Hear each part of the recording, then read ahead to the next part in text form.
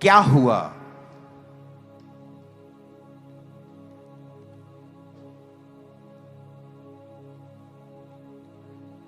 एक बार एक व्यक्ति बहुत अमीर था और ब्लेस्ड था, और एक परमेश्वर का दास था और परमेश्वर का नबी था, दास था। तो वो बंदा उस परमेश्वर के दास के पास जाके कहता है कि तेरी परमेश्वर से बात होती है, प्रभु तुझसे बात करता है। कहता हाँ करता है।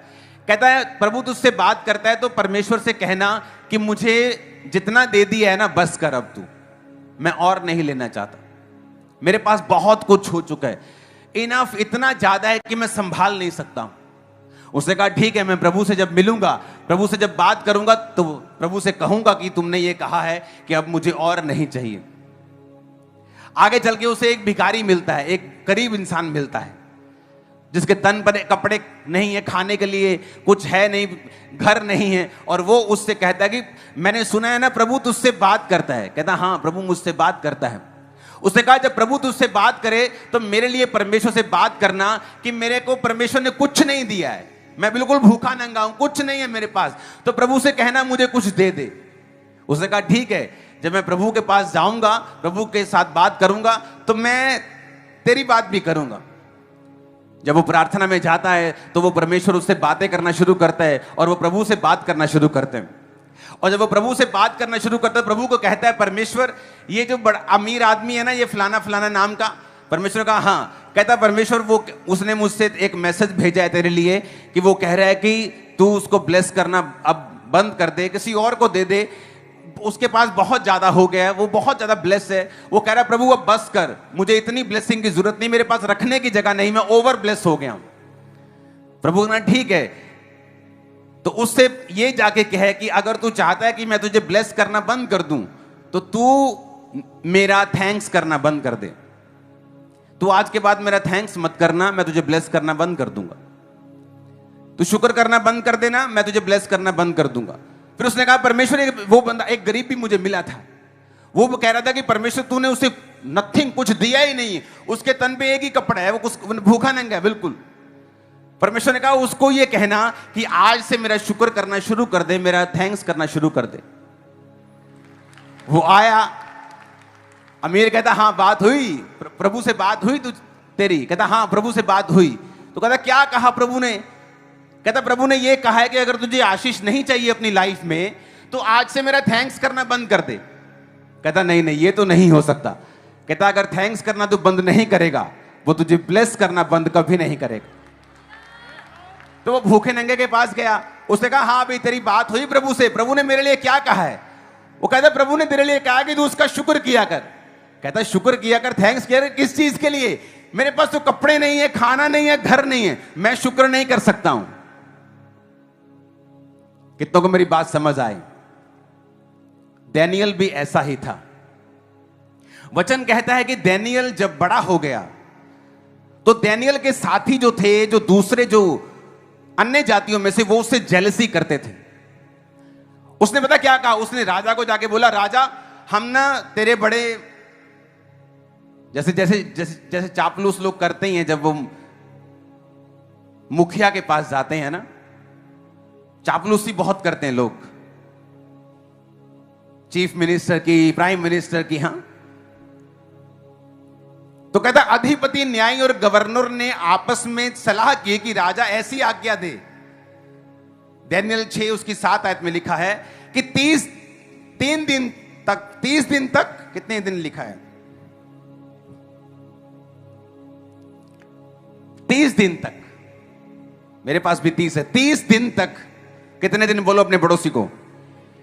1 महीना। उसने कहा कि कोई तुझे छोड़ किसी मनुष्य या देवता से विनती करे, वो शेरों की मांद में डाल दिया जाए।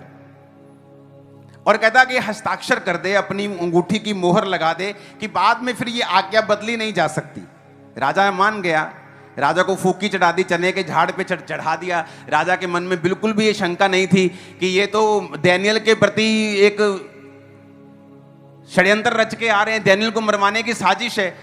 राजा को लगा मेरी बल्ले बल्ले हो रही है, मेरी इज्जत बढ़ेगी, लोग दूर दूर तक मेरी कीर्ति फैलेगी। हाँ हाँ ठीक है, बनाओ एक मूर्ति, और कोई बंदा इस दुनिया इस मेरे क्षेत्र में उसके अलावा किसी और देवता की पूजा करे तो क्या कर दिया जाए? शेरों की मांद में डाल दिया जाए।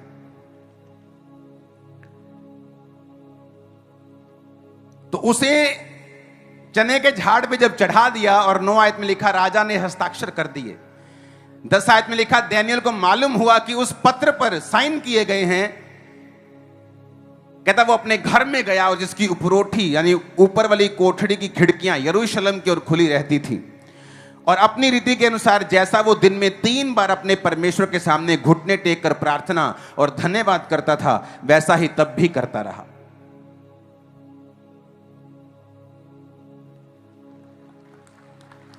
मेरी बात ध्यान से सुनना। आज का वचन बड़ा सिंपल है, लेकिन अगर समझ आ गया ना आपको, मैं आपको बता रहा हूं, आप बिना प्रेयर लाइन में आए यहां बड़ी बड़ी कैंसर की गवाहियां भी दे देंगे। मैं आपको बता रहा हूं, मैं आपको सच कह रहा हूं।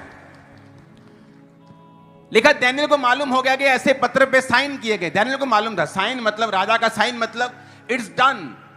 वो डेमोक्रेसी नहीं थी कि वो सुप्रीम कोर्ट में चला जाएगा और बच जाएगा। साइन मतलब राजा मतलब ऑल इन ऑल, डन हो गया, खत्म हो गया। अब कोई अगर और किसी परमेश्वर से विनती करेगा तो मार दिया जाएगा। और वचन क्या कहता है? वचन कहता है कि दानियेल अपनी रीति के अनुसार, क्योंकि वो दिन में 3 बार परमेश्वर के सामने जाता था और हमेशा प्रार्थना और धन्यवाद करता था।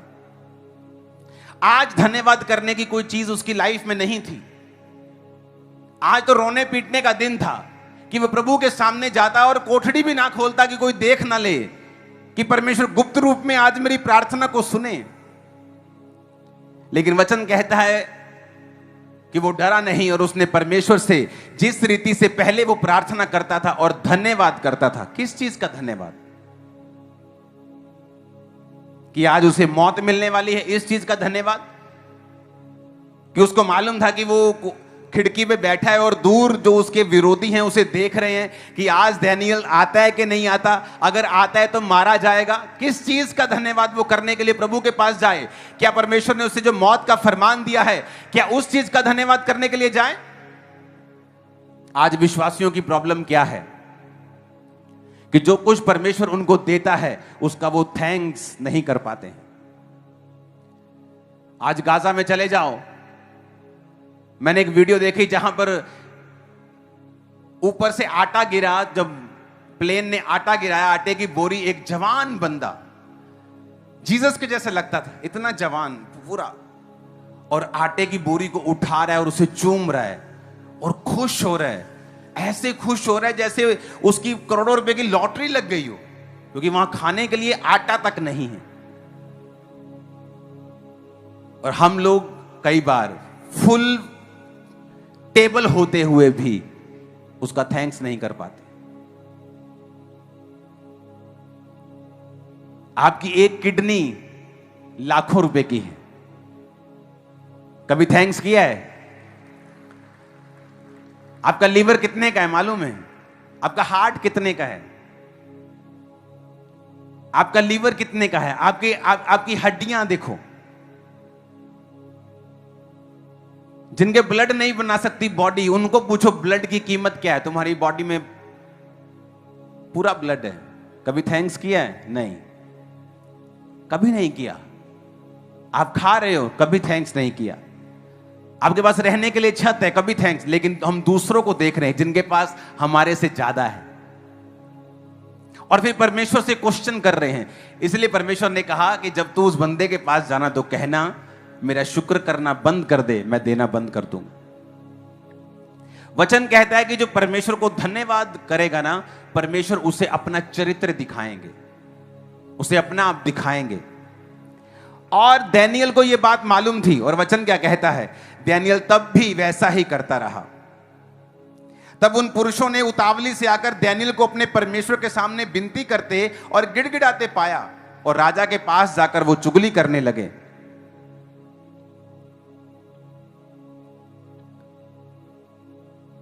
और राजा को बोला कि दानियेल उसी तरह से 3 बार विनती करता है।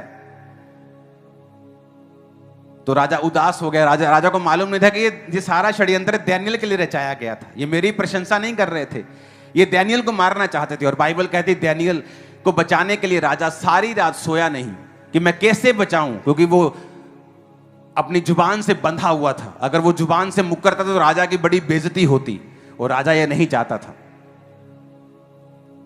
और वचन कहता है कि जब डैनियल को उठाकर शेरों की मांद में डाल दिया गया तो शेरों ने उसे खाया नहीं।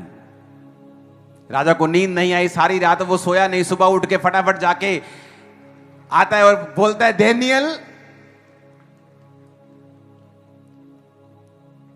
राजा घड़े के निकट आया, 20 आयत में लिखा, और शोक भरी वाणी से चिल्लाने लगा। उसे मालूम था कि अंदर से आवाज नहीं आएगी, तो उसका मन भरा हुआ था, और भरे हुए मन से उसने डैनियल को आवाज लगाई। उसे मालूम था अंदर डैनियल नहीं है, अंदर डैनियल की हड्डियां भी बची नहीं होंगी। और वो रोने जैसी आवाज के साथ उसने आवाज लगाई कि शोक भरी वाणी से वो चिल्लाने लगा और डैनियल से कहा, हे डैनियल, हे जीवते प्रभु के दास, क्या तेरा परमेश्वर जिसकी तू नित्य उपासना करता है तुझे सिंहों से बचा सका है? अंदर से उत्तर आया। तब डैनियल ने राजा से कहा, हे राजा, तू युगानुयुग जीवित रहे। मेरे परमेश्वर ने अपना दूत भेजकर सिंहों के मुंह को बंद कर रखा है। उन्होंने मेरी कुछ भी हानि नहीं की। इसका कारण बताया उसने। कहता है इसका रीजन ये है, कारण ये है कि मैं परमेश्वर यहोवा के सामने निर्दोष पाया गया हूं, और हे राजा, तेरे सम्मुख भी मैंने कोई भी भूल नहीं की। राजा ने आनंदित होकर डैनियल को गड्ढे में से निकालने की आज्ञा दी।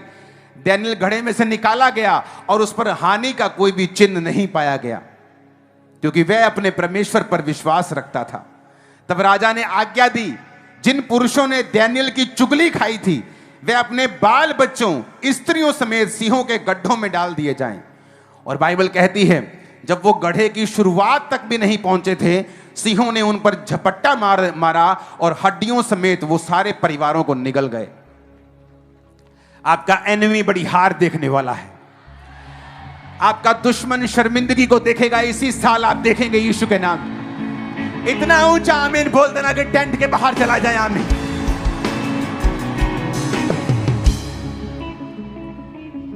आज से मैं तो फैसला करके आया हूं, मैं नहीं जानता आप क्या करेंगे, कि हर परिस्थिति में अगर आप उसका थैंक्स करेंगे, भूल जाएंगे सब कुछ, हर परिस्थिति में थैंक्स करेंगे, आप थैंक्स करेंगे।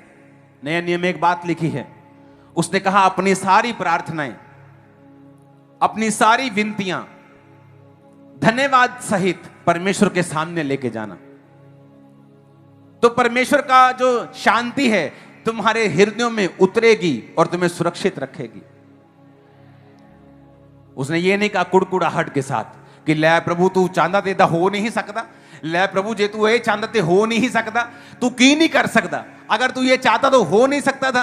कितना का बड़ा काम है मुझे बच्चा देना, कितना का बड़ा काम है मुझे वीजा देना। अगर तू चाहे तो हो नहीं सकता। बाइबल कहती उसने कंप्लेंट नहीं की, लिखा अपनी विनती को धन्यवाद के साथ लेके जाना है।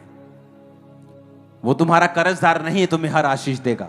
तुमने उसके साथ कोई एग्रीमेंट नहीं किया है, लेकिन वचन कहता है डैनियल परमेश्वर के सामने निर्दोष पाया गया।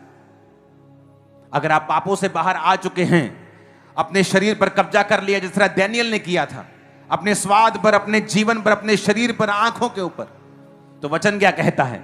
तो वचन ये कहता है कि वो तुम्हें वरदान देगा। और उसके बाद वचन ये कहता है कि अगर उस पवित्रताई में तुम चलते जाओगे और प्रार्थना करने की और धन्यवाद करने की आदत डाल लोगे, तो कोई शैतान की ताकत तुम्हारा नुकसान नहीं कर पाएगी, तुम्हें ऊंचा होने से रोक नहीं पाएगी, तुम्हें ब्लेस करने से रोक नहीं पाएगी। आमीन। मेरे को ऊंचे वाला चाहिए।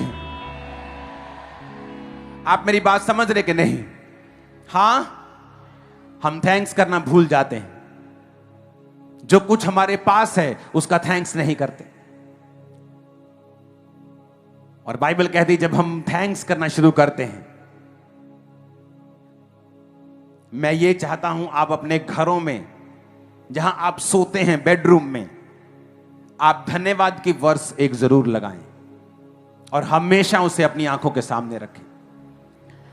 ये आज आपके लिए एक ईश्वर का गिफ्ट लगा लो, कुछ भी लगा लो, जो मैं आपको दे रहा हूं, कि आपके बेडरूम में जहां आप ज्यादातर समय रहते हैं, आपके बेड के सामने आपको ये एक वर्स लिखनी है। जो आपको ये याद करवाए कि आपको परमेश्वर का थैंक्स करते रहना।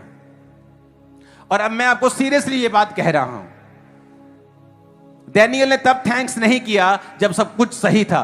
बाइबल कहती है उसने थैंक्स करता गया, वो करता गया, मौत भी आई तो थैंक्स करता गया। क्योंकि हमें ये बात याद रखनी है कि परमेश्वर भला है। किसी की लाइफ में परीक्षा आ सकती है तो इसका मतलब ये नहीं है कि वो अपने भलेपन से मुकर गया है या उसने भला होना छोड़ दिया है। वो हमेशा भला ही है, वो हमेशा अच्छा ही है। आपकी लाइफ में क्या चल रहा है इससे वो साबित नहीं होता कि वो ज्यादा भला है कि कम भला है कि बिल्कुल भला नहीं है। वचन कहता है यहोवा भला है और अपने लोगों के लिए भलाई के काम करता है।